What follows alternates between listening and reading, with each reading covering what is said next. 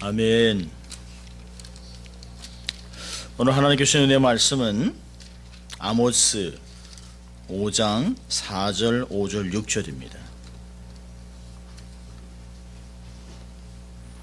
구약에는 아모스서 5장 4절, 5절, 6절입니다.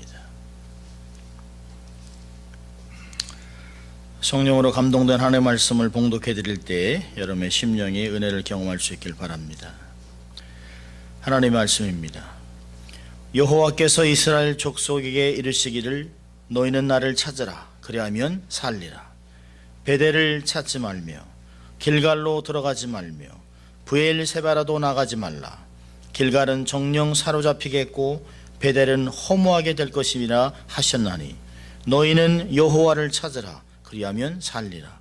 염려컨대 저가 불같이 요셉의 집에 내리사 멸하시리니 베델에서 그 불들을 끌 자가 없을까 하노라.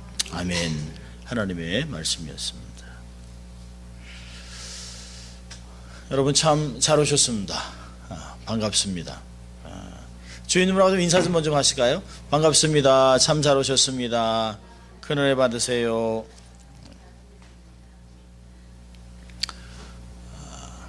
참 주일마다 말씀으로 교제한다고 하는 것 참 좋은 것이죠. 세상에 있는 사람들은, 하나님을 모르는 사람들은, 아직 주 예수의 은혜를 경험하지 못한 사람들은 이 맛을 모르고 살아가는 것이죠. 맛을 맛본 사람만 아는 것입니다. 자, 우리 한번 또 한번 다 외쳐볼까요? 하나님을 기쁘시게, 사람을 행복하게. 예, 그렇습니다. 우리가 이렇게 살아가면 이 삶을 통해서 세상의 빛으로, 세상의 소금으로 맛을 내고 빛을 전하는 주의 뜻을 이루는 삶을 살아가게 되실 것입니다. 오늘도 하나님의 말씀으로 큰 은혜 주실 것을 믿습니다. 우리 사람들은 일평생 무언가를 찾으며 삽니다. 그리고 일평생 무엇을 얻기 위해서 애를 쓰고 수고를 하지요.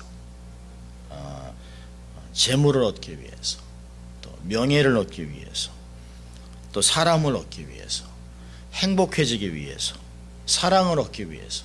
그래서 이 사랑, 희망의 파랑새를 쫓아 이곳저곳을 다니는지도 모릅니다. 어쩌면 우리가 더 나은 생애를 위해서 우리가 태어난 조국을 떠나 물설고 낯선 이 먼 미국 땅으로 온 것도 어떤 우리가 더 나은 것을 추구하기 위해서, 얻기 위해서 수고하고 애를 쓰고 온 것입니다. 평생을 찾아 헤매다가 손에 쥐었는데 많은 사람들이 행복은커녕 후에 막심한 삶을 살았다라고 고백하는 것들을 많이 듣습니다.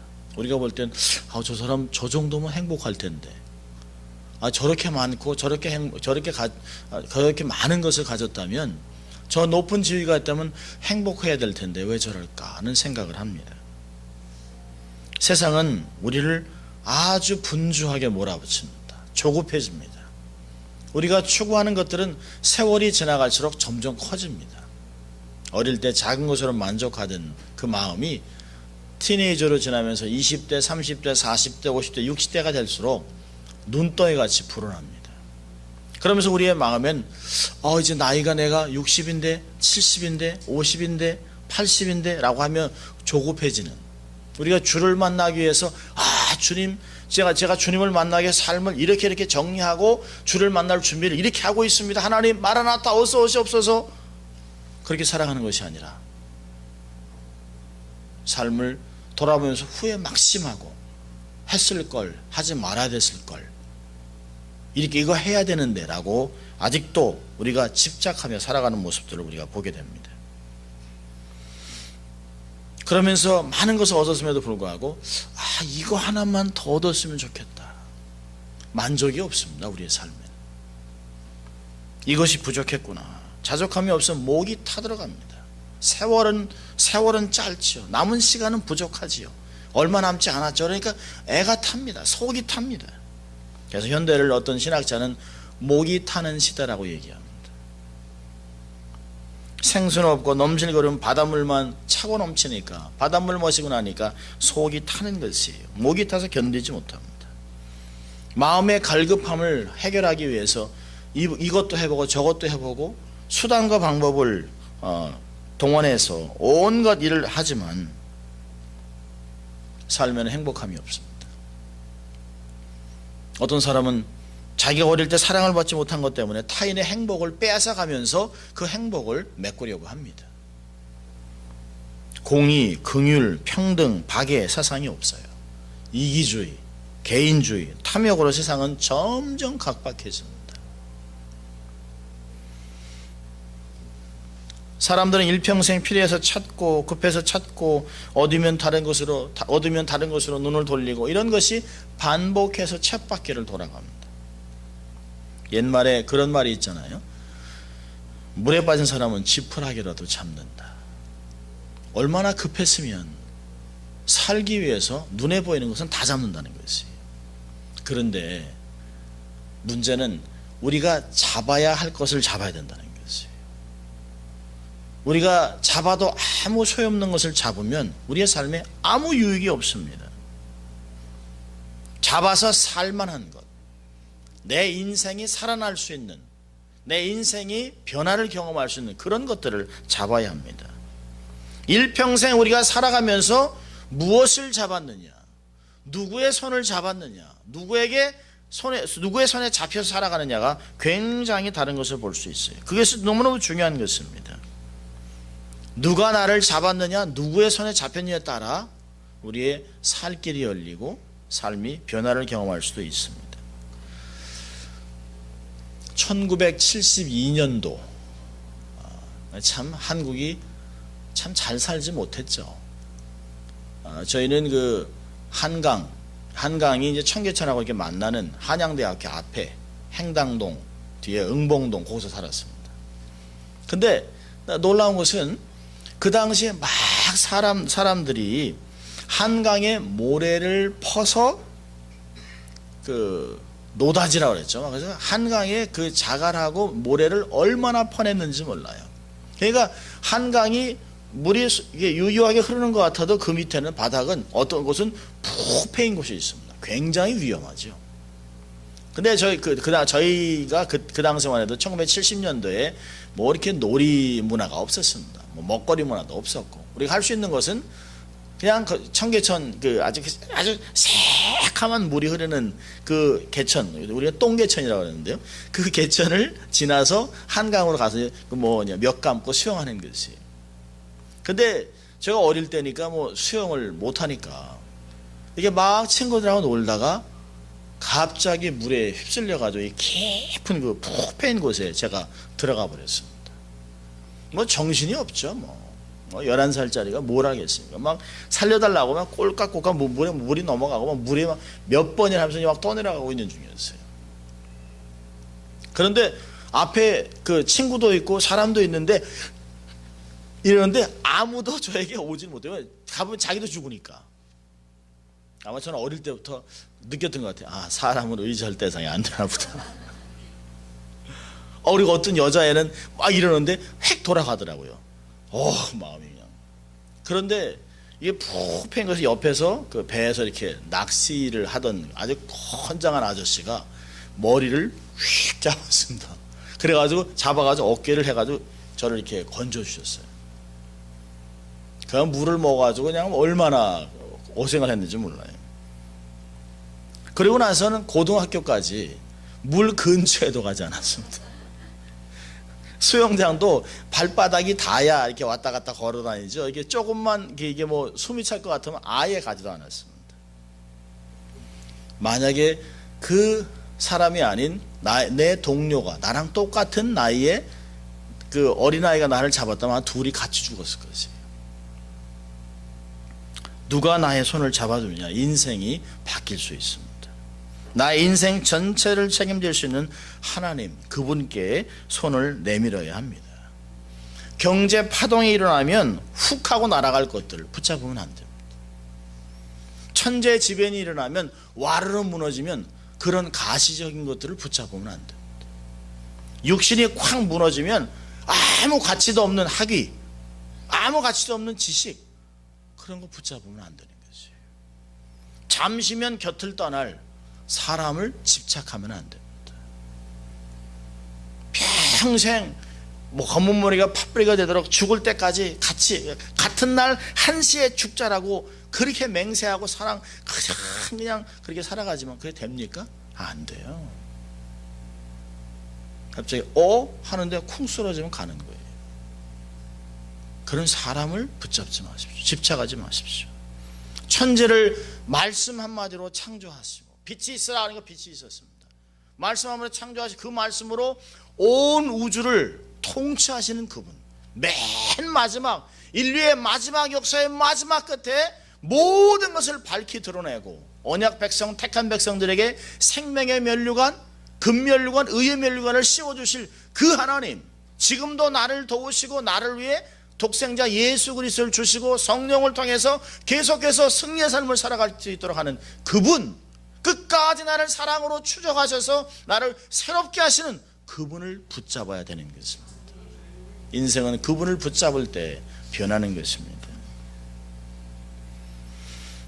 그럼 오늘 본문을 보면 여호와를 찾으라 그러면 살리라를 반복해서 이야기하고 있습니다. 여호와를 찾으라. 그러면 살 수 있다. 그러면 살 길이 열린다. 본문에서는 왜 하나님을 찾으라 권면하고 있습니까? 또 현대를 살아가는 우리는 왜 하나님을 찾아야 합니까? 세상에 우리가 찾고 누리고 싶은 것이 얼마나 많은지 모릅니다.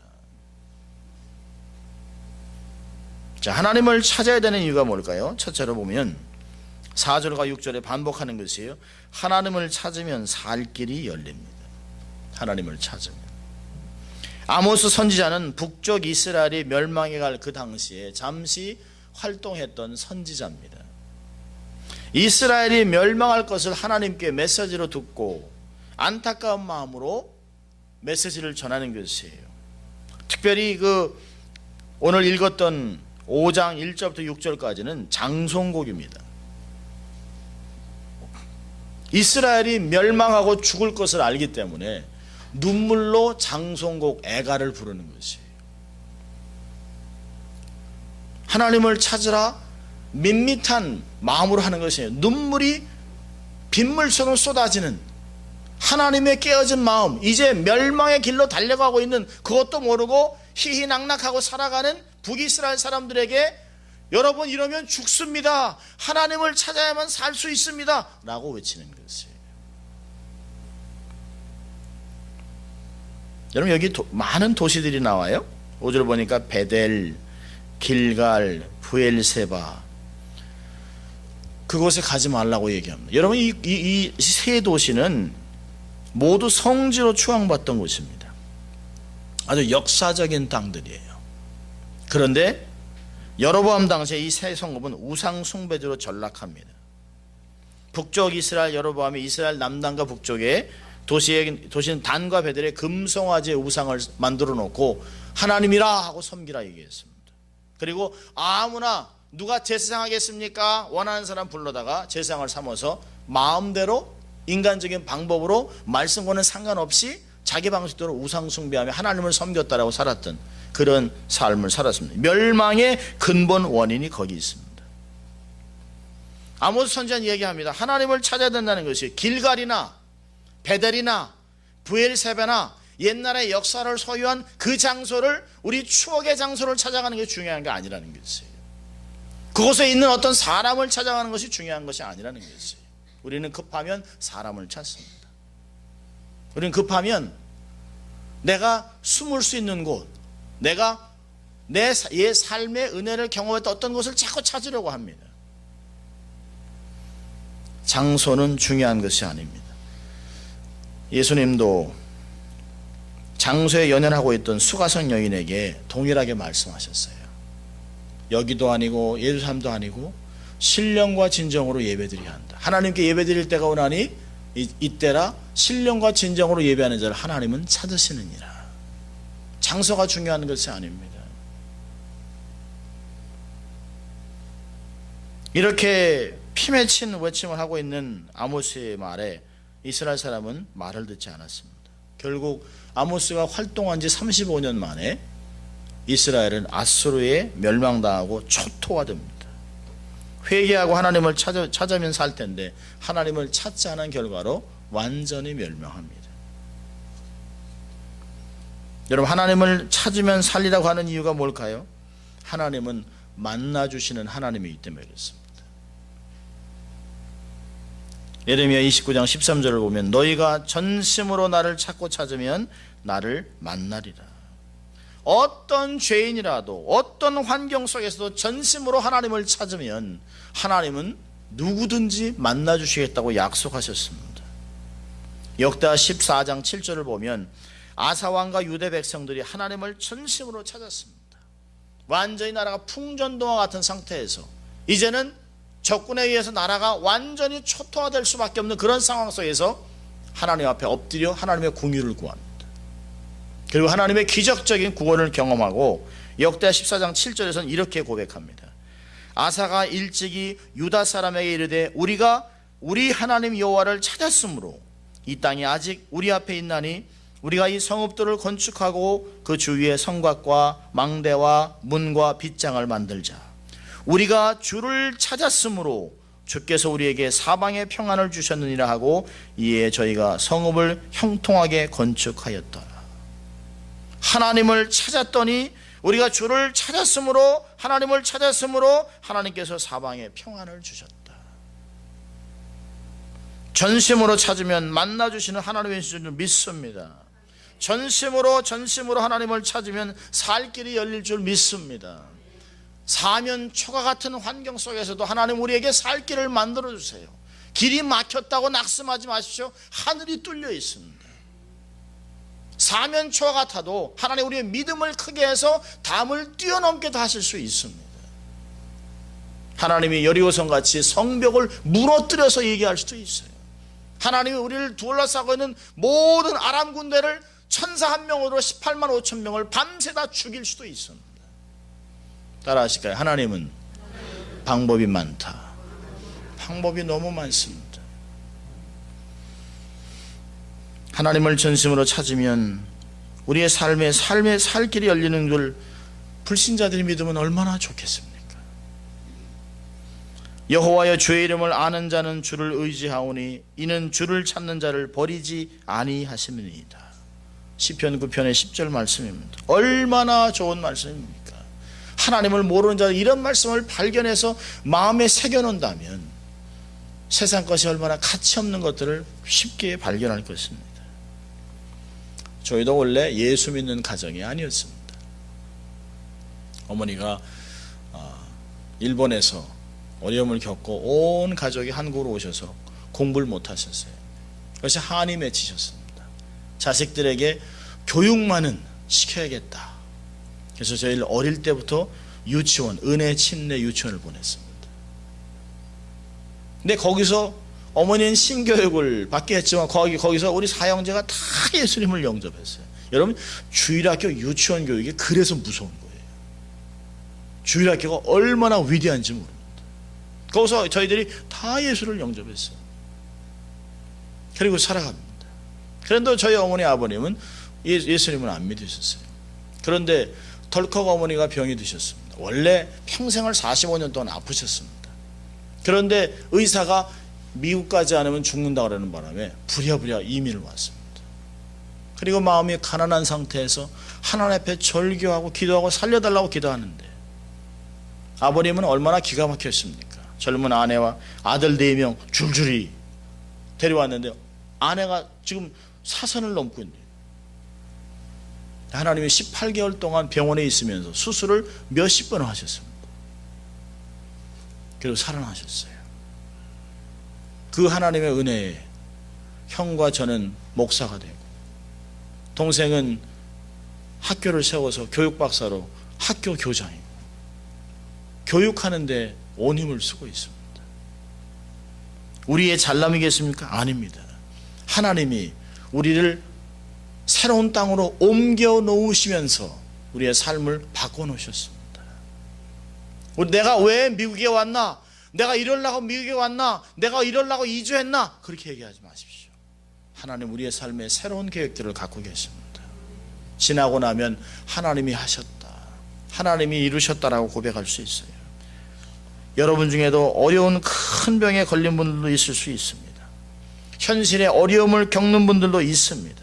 이럴 때 사람을 찾으려 하지 마시고요, 어떤 사람들의 말에 현혹되지 마시고요, 하나님을 찾을 수 있길 바랍니다. 하나님이 여러분의 길을 여시고 새로운 것들을 발견하게 하시고 육신이 회복되는 가운데 하나님을 새롭게 경험하며 간증이 있는 삶을 살 수 있길 주의 이름으로 축원합니다. 여러분, 이스라엘 민족들의 멸망의 원인이 뭡니까? 하나님을 찾지 않았기 때문입니다. 이사야 9장 13절을 보면 이 백성이 오히려 자기를 치시는 자에게로 돌아오지 아니하며 만군의 여호와를 찾지 아니하도다. 하나님을 저버리고 우상 숭배를 하는 백성들을 하나님 회개시키기 위해서 온갖 방법을 다 동원하셨습니다. 여러분, 우리가 운전하다 보면 여러 가지 사인을 만납니다. 스탑 사인, 유턴, 노 유턴, 노 엔트리, 다운힐, 폴링 락스, 이런 것들이 많이 있습니다. 여러분, 이 사인들이 그냥 있는 것이 아닙니다. 이유가 있는 것이에요. 그 사인을 무시하고 운전을 하면 반드시 사고가 나고 티켓을 먹게 되어 있습니다. 한두 번은 피해 나갈 수 있어요. 그러나 그게 계속 쌓이면 큰 사고가 날 수 있습니다. 막대한 손해를 볼 수 있어요. 하나님도 우리의 삶에 굉장히 많은 사인판을 두셨습니다. 그리고 움직이는 사인판, 사람들을 통해서 계속 듣게 해요. 사람들, 천재지변, 질병, 사고, 사업, 관계 어려움, 이런 것들을 통해서 하나님 메시지 전하는 거죠. 돌아오라, 하나님께로 가면 안 돼, 그렇게 가면 안 돼 라고 하나님이 계속 말씀하시는 것이에요. 너 회개 안 하면 죽는다, 이런 신호를 주고 있습니다. 근데 돌아오지 않아요. 그때 마지막 경고를 합니다. 하나님께서 아모스 선지자를 통해서 얘기하세요. 너희는 이스라엘아, 내 하나님 만나기를 예비하라. 얼마나 무서운 말씀입니까? 사업을 어렵게 해서라도, 건강을 무너뜨려서라도 안타까운 마음으로 하나님이 매를 드세요. 여러분, 매 맞는 자식은 몰라요. 매를 드는 부모는 알아요. 자식을 키우면서 부모의 그 서러웠던, 부모의 안타까웠던 그런 마음들을 조금씩은 이해합니다. 어느 부모가 자식을 때리고 싶겠습니까?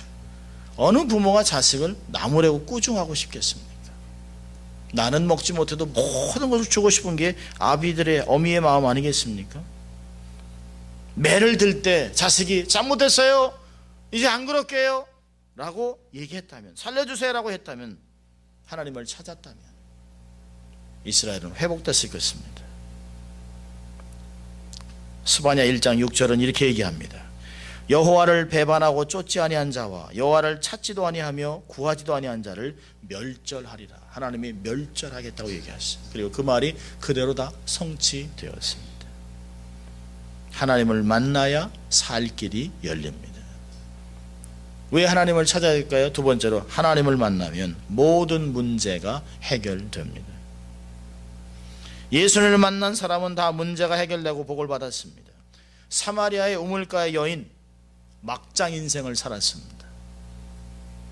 남편이 5 있었다고요? 여러분, 그 당시에는 여인이 결코 남편을 떠날 수 있는 존재가 아닙니다. 남편에게 버림받기 전에는 남편을 떠날 수가 없었어요. 5 남자에게 버림받았던 여인이 막장 인생을 누가 이해할 수 있겠습니까? 그 수치감 때문에 땡볕에서, 아무도 나오지 않는 땡볕에 물길로 나온 여인의 마음을 누가 이해하겠습니까? 근데 그 여인을 찾아가는 주님이 계셨습니다.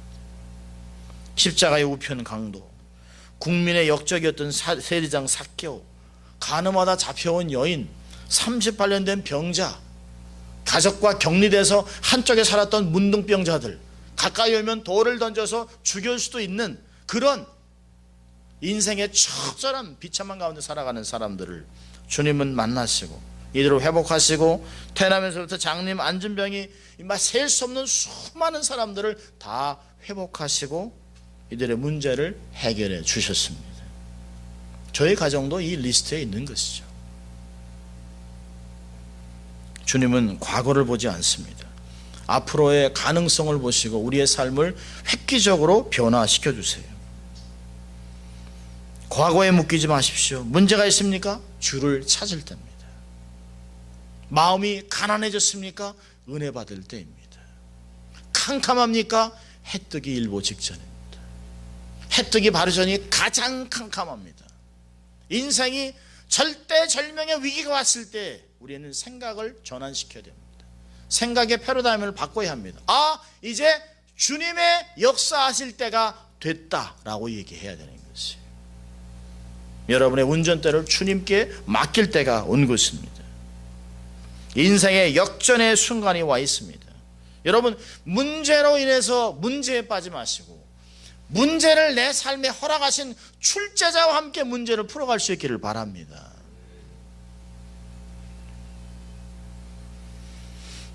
사람이 감당할 시험밖에는 너에게 당한 것이 없나니 오직 하나님은 미쁘사 너희가 감당치 못할 시험당함을 허락지 아니하시고 시험당할 점에 또한 피할 길을 내사 너희로 능히 감당케 하시느니라. 아멘입니까 여러분? 하나님을 만나면 모든 문제가 해결됩니다. 세 번째로, 하나님을 만나면, 하나님을 찾으면 복을 받습니다. 믿음이 없이는 기쁘시게 못하나니 하나님께 나가는 자는 반드시 그가 계신 것과 또한 그가 자기를 찾는 자들에게 상 주시는 이심을 믿어야 할지니라. 이 두 가지 진리, 하나님은 살아계신다, 하나님은 자기를 찾는 자에게 반드시 상 주신다, 이 진리는 변하지 않습니다. 여러분, 어떤 분은 그래요. 너무 기복신앙이다. 저는 기복신앙이 없이는 신앙생활하기 없다고, 할 수 없다고 저는 믿는 사람입니다. 여러분, 하나님께 복을 받지 않고 어떻게 우리가 이 현실의 삶을 극복해 나갈 수가 있겠습니까? 이 복은 세상 복만을 이야기하는 것이 아닙니다. 이 하나님의 축복 안에 은혜, 능력, 지혜, 관계, 모든 것이 포함되어 있는 것입니다. 하나님의 축복을 구하지 않고는 삶을 살아갈 수 없습니다. 하나님은 자기를 찾는 자를 결코 실망시키지 않습니다. 젊은 사자는 궁핍하여 줄일지라도 여호와를 찾는 자는 모든 좋은 곳에 부족함이 없으리로다. 아멘입니까 여러분? 하나님은 얼마나 귀하신 분인지 몰라요. 자, 그러면 어떻게 하나님을 찾을까요? 세 가지로 보고 말씀을 적용하려고 합니다. 첫째로, 하나님이 우리를 향한 사랑을 확신하십시오. 하나님에 대한 오해를 갖지 마십시오. 그분을 정확하게 알아가십시오. 부정적인 생각이 하나님을 찾지 못하게 합니다. 자격지심, 무지, 하나님을 오해합니다. 내가 하나님께 잘한 게 있어야 무슨 복을 받지, 아니 개천에서 용나나, 내가 언제부터 하나님만 의지하고 살았냐, 하나님이 내가 뭐가 좋다고 복을 주겠어요. 여러분, 그건 아주 지극히 인간적인 부정적인 생각입니다. 큰 불행은 잘못된 개념, 생각, 고정관념에서 옵니다. 이런 생각은 마귀로부터 오는 것이에요. 여러분, 자식을 키울 때 자식이 뭘 하기 때문에 사랑합니까? 아니에요. 아무것도 하지 않아도 부모는 모든 것을 주기를 원합니다.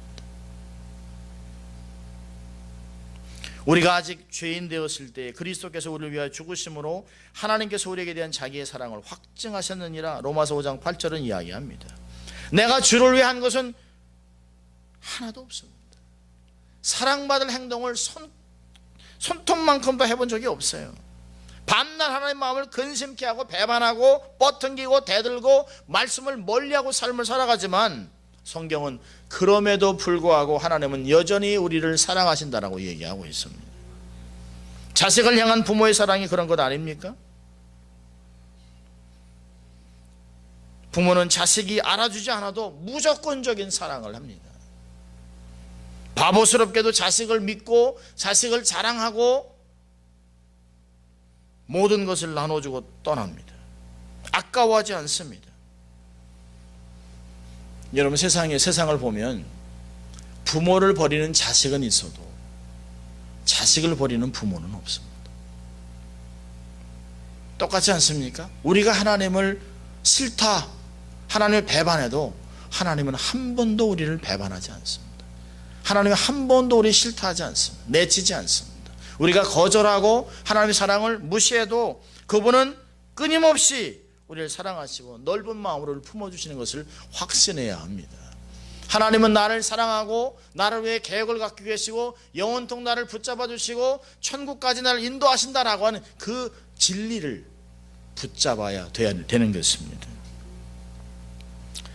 하나님이 우리를 향한 사랑을 확신하십시오. 두 번째는 어떻게 하나님을 찾을까요? 말씀을 가까이 하십시오. 믿음을 키우기 위해 말씀을 가까이 하십시오. 믿음은 들음에서 나고 들음은 그리스도의 말씀으로 말미암는다라고 로마서 10장은 이야기합니다. 감정에 움직이거나 지배를 받으면 안 돼요. 환경에 속지 마십시오. 말씀은 우리 인생의 지도입니다. 항해하는 데 필요한 나침반입니다. 매뉴얼입니다. 세상을 바라보게 하는 안경과 같습니다. 말씀이 우리의 믿음을 강하게 하고 말씀이 우리 인생을 멋진 인생으로 만들어 갑니다. 절대로 다른 것으로 가지 마십시오. 다른 방법으로 해결하려고 하지 마십시오. 오직 한 길밖에 없습니다. 나는 길이요 진리요 생명이니 나로 맘대함지 않고는 하나님께로 갈 자가 없다라고 주님은 말씀하셨습니다. 문제 해결, 회복, 축복, 살 길은 오직 말씀을 통해 하나님을 찾고 만나는 것입니다. 말씀이 우리의 감정과 우리의 생각을 다스리게 하십시오. 그 말씀이 환경과 내가 처한 상황을 해석할 수 있도록 하십시오. 은혜 받을 시간을 자꾸 만드십시오. 힘들고 어려울수록 예배에 걸르면 안 돼요. 힘들고 어려울수록 말씀을 붙잡아야 합니다. 말씀을 통해 은혜 받으신 시간을 자꾸 만들어야 합니다. 가끔 그런 분이 있어요. 목사님 너무 바빠서 너무 힘이 들어서요. 예배 드리기 자체도 힘이 들어요. 여러분 그 상태로 가면 죽는 것이에요. 힘이 들수록 주 앞에 나와야 됩니다. 힘이 들수록 귀를 열어 말씀을 들어야 합니다. 심령이 고갈되지 않도록, 심령이 바짝 마른 상태로 황폐해지지 않도록 말씀을 들을 수 있는 은혜의 시간을 자꾸 만들어야 회복이 되고 깨달아지고 은혜를 얻고 새로운 계획들을 발견할 수 있다고 하는 것이에요. 말씀이 없으면 심령에 기근이 옵니다. 기갈이 옵니다. 그러면 인생은 황폐해질 수밖에 없어요. 말씀을 가까이 할 수 있기를 바랍니다. 마지막으로 세 번째로 하나님을 찾는 방법은 열심히 부르짖는 것입니다. 기도하면 하나님이 들으세요. 우리의 눈물의 기도를 기억하십니다. 울지 않는 아이 젖줍니까? 그렇지 않습니다. 죽게 되었는데 내가 살아야 하는데 체면이 어디 있습니까? 옆집 사람이 깰까 봐 불이야 그러지 않습니다. 옆집 사람이 깨든 말든 내 집에 불이 났으면 목이 터져라고 외치는 것이에요. 우리가 목이 터져라 기도하자는 이유는 아직 갈급하지 않은 것이에요. 하나님을 열심히 찾아서 복을 받은 사람들의 특징은 기도를 삶으로 살아냈던 사람들입니다. 다윗을 보십시오. 전쟁 때마다 엎드려 기도했습니다. 문제 때마다 하나님께 기도했습니다. 하나님 올라갈까요 말까요? 하나님 할까요 말까요? 어찌할까요? 하나님 말씀하십시오. 그랬던 다윗을 하나님은 사용하시고 놀라운 이스라엘의 왕으로 만들어 놓으셨습니다. 그 다윗을 통하여 메시아가 출생하게 하셨습니다. 응답하시고 축복하셨습니다. 누구든지 하나님만 찾아 만나면 복을 받고 모든 것이 회복되고 문제가 해결되는 것이, 의인의 기도는 역사하는 힘이 많으니라. 주님이 말씀하셨습니다. 환난 날에 나를 부르라. 내가 너를 건지리니 내가 나를 영화롭게 하리라. 힘든 시간이 왔다면 기도해야 될 시간입니다. 기도하면 반드시 응답됩니다. 그 응답은 우리의 삶을 변화시키고 그 응답은 우리의 삶을 새롭게 할 것입니다. 우리의 그것을 통하여 간증을 갖고 삶을 살아가는 건강한 하나님의 사람, 믿음의 사람으로 만들어 주실 것입니다. 기도로 영적인 호흡을 멈추지 마십시오. 말씀으로 속사람을 강건하게 하십시오. 사랑 안에서 하나님과 친밀함을 누리십시오. 하나님은 당신을 찾는 자들을 절대로 버리지 않습니다. 온갖 좋은 것으로 채워주실 것입니다. 환난 때에 여러분은 누구를 찾으려 하십니까? 사람이 아닌 전능하신 하나님을 찾을 수 있기를 바랍니다. 하나님께 부르짖으면 살 길이 열립니다. 하나님을 찾으면 축복받습니다. 하나님을 찾으면 문제가 해결되고 역사를 이루는 인생으로 변할 것입니다. 오늘도 말씀하셨습니다. 여호와께서 이스라엘에게 말했습니다. 너희는 나를 찾으라 그러면 살리라. 여호와를 찾으라 그리하면 살리라. 하나님을 찾아 새로운 역사를 주도하는 여러분 될 수 있길 주의 이름으로 축원합니다. 기도하겠습니다. 하나님 아버지 감사합니다. 오늘도 말씀으로 저희들에게 깨달음을 주시고 어려움과 힘든 중에서도 주를 찾아 문제가 해결되고 삶이 회복되고 하나님의 놀라운 축복을 경험할 수 있기를 소원합니다. 하나님 말씀대로 우리의 삶 속에 하나님을 찾아 우리의 삶이 업그레이드 되게 하시고 하나님을 찾아 살 길이 열리고 나만이 아니라 다른 사람까지도 살리는 축복을 다른 사람에게 흘려보내는 복된 인생이 될 수 있도록 하나님 축복하여 주시옵소서. 감사하고 예수님 이름으로 기도합니다. 아멘.